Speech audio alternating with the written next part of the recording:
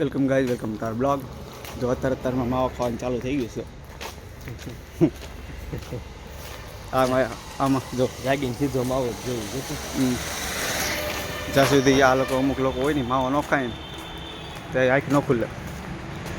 અમારે તો ખુલી ગઈ હોય, કેમ કે અમે ઘણા ઉતાર ચડાવ જોયા હોય. માવો ન મળે બાજવાનો. હવે માવામાં શું વ્યસન છે હવે તો આપણને ખ્યાલ નહીં, આપણે ખાતા નથી. અને માવામાં પછી અલગ અલગ કેટેગરી હોય.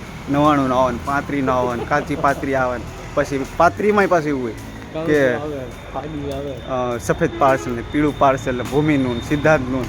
આપણે જ્યાં લેવા જઈએ ને ત્યાં પૂછે કયું પાર્સલ, તો આપણને એમ થાય ઘંટો આ કયું છે, હું તો ખાતો નથી.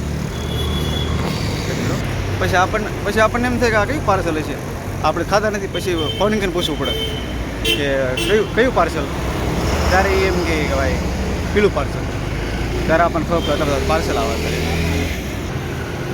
તો હેલ્ધી મોર્નિંગમાં રનિંગ કરવા ગયા ને, જો રનિંગ કરીને ભાઈ આવે છે વાસડા છે. શું કેવું તમારે? દીપા બોલીને જેમ કે 2 ગલો માવો ચડાવ્યો.